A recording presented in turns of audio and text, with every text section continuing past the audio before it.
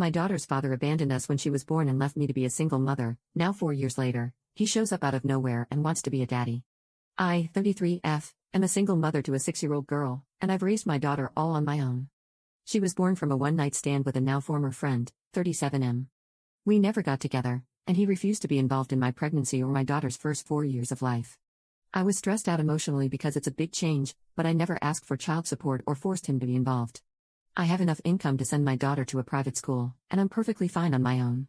The issue started when he reappeared from wherever he went and decided he wanted visitation, except he's not on my daughter's birth certificate, and the father is listed as unknown. He wanted to have that amended, but I said no, and that if he wants, the best he'll get is to meet her during outings with myself or my daughter's godparents. He agreed, but he's been constantly pressuring to get parental rights. The court already gave him a big fat no, unless he pays 4 years of child support, which, with his income, goes somewhere around $230K USD, and he hasn't paid a cent. My daughter doesn't even call him dad or recognize him as dad, she calls him Mr. I keep it very clean, I never bad-talked him, never made up stories.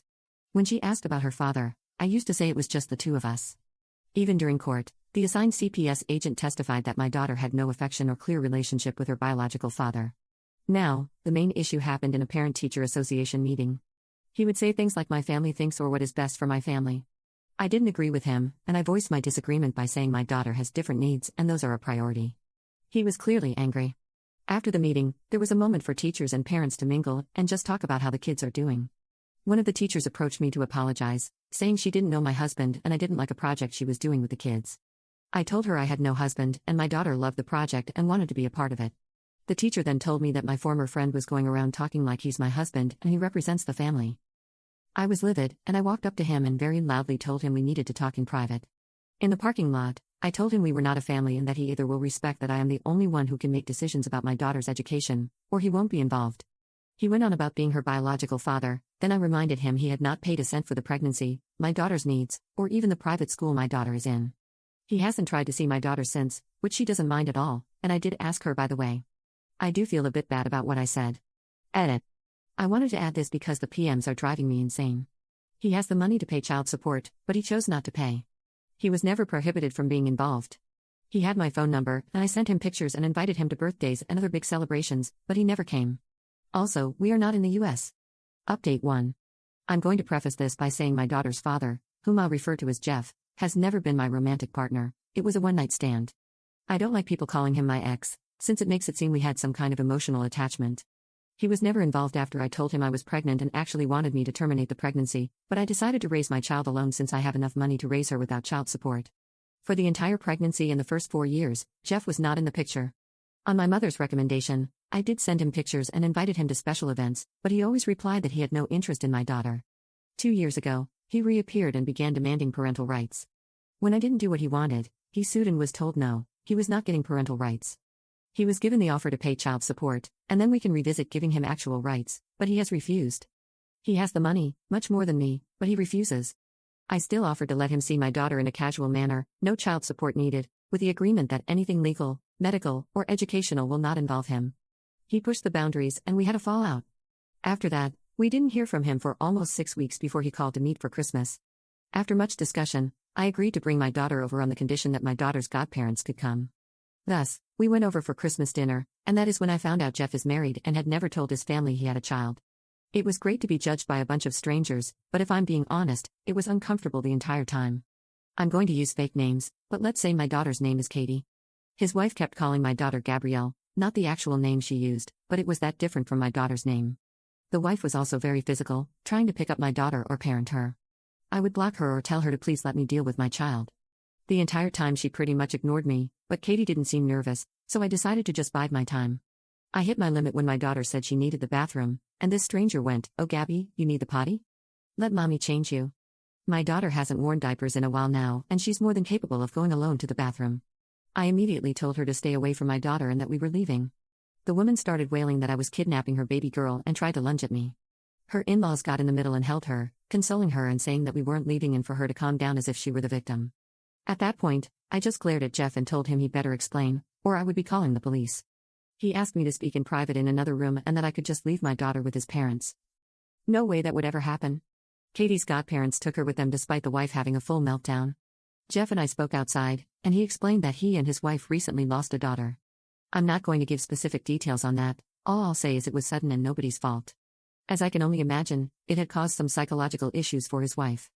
Apparently, he had the brilliant idea that having Katie pass as their lost child would help his wife, without telling me. That's why he wanted visitations and parental rights. He pleaded for me to leave my daughter with him for a little bit. I asked him what his plan was when his wife heals. His response was disgusting. Well, I'll just send Katie back with you, and it will be just like before. I told him he was insane if he thought I would let him use my daughter like that.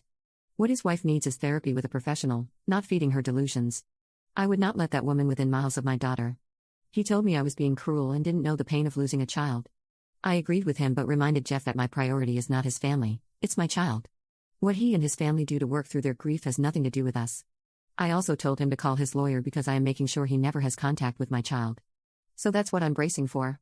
He's been blasting my phone since Christmas, but I can easily ignore him, and my daughter and I are doing a small travel vacation in the meantime. Update 2.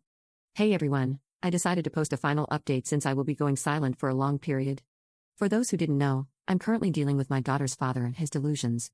He wants to use my daughter as a therapy doll for his wife, who recently lost a child. A lot of people were worried about my daughter and me, and I truly appreciate it. We're both safe. She's currently having a great vacation with her godparents, and I'm making my own arrangements to move on.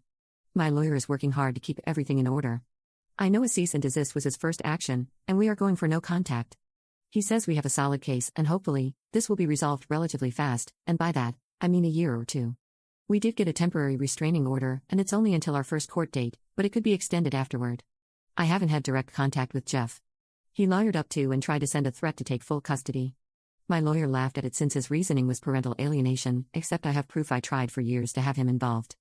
Apparently turning in a few emails showing my attempts was enough to get them to change parental alienation to a different reasoning, but in all honesty, my lawyer is not worried.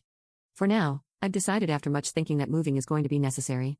It won't be something I can do on a whim, but I'll be looking into new houses within the month to hopefully move sometime this year. School will remain the same, but we will be speaking to the admin to make sure only certain people can pick her up. Part of that decision has been to hire a private driver. He's someone I absolutely trust and has worked for relatives in the past, so I'm very comfortable with the idea, and so is my daughter. Now I just have to make sure they don't go for fast food every day after school. All in all, things are not that scary right now. I have a good lawyer, good evidence, and my little girl is happy and healthy, so I'm just going to focus on working on things little by little. Because of the legal proceedings, I don't think I'll be posting any updates anytime soon. And to those sending me PMs telling me I'm horrible for keeping my daughter from her father or telling me I shouldn't have had her in the first place, please kindly speak to the void, I'm too busy. Update 3. I had no intentions of making a new post, but today absolutely took the cake. Now, for today, thankfully, I didn't have to deal with Jeff. Instead, he sent a priest to harass me at work. I'll be very blunt, I'm completely detached from religion. I'm not an atheist, I just don't really like the idea of the Catholic Church, which is the leading religion in my home country. I respect it, and most of my family is Catholic, so I have a detached respect for church officials. Today, I was doing some paperwork when I got a call about a priest asking for me. I didn't have any meetings scheduled, and a lot of times we get visits from clergy asking for donations or participation in events, so I figured that was it. I told the secretary to let him in, and things at first seemed rather polite, shaking hands, asking how things were, the usual chit-chat. Then the priest began talking about how it had come to his attention that I was a single woman with a child, and that apparently I lived a life of debauchery and hate, his words. I was taken aback and agreed I was a single mother, but I didn't see how I lived in debauchery and hate. The priest then went on about how he knew my daughter is prohibited from spending time with her father, and that I'm constantly sleeping around with men instead of living a godly life. He was worried and thought it would be best if I considered giving my daughter a chance to live with a proper family rather than seeing me sell myself. Angry was an understatement. I did keep it civil simply because I was at work, and I had no intentions of screaming at a religious man at work. I simply told him that my daughter was fine with me, she lived a safe and happy life, my personal affairs were my own, and that I had no intentions of sending her to another household. I told him that if there was nothing else, he should probably leave as I had other things to attend to. He then showed his hand, and that's how I knew it was Jeff's doing. The priest told me he didn't think my daughter would be a happy child with me, but her father was well respected in his church, and he knew he would raise a proper Christian lady. At that, I laughed and simply said no. I once again recommended he leave, and if he didn't, I would be calling security. He left, saying he would try to speak to me again when I'm not being hysterical. I told my secretary and our security not to let him into my office again and called my lawyer. I don't have audio, but we do have security footage of him walking into my office. Thank you again to everyone sending well wishes in my previous post. We are still working on that move, but school is back, and she's loving it.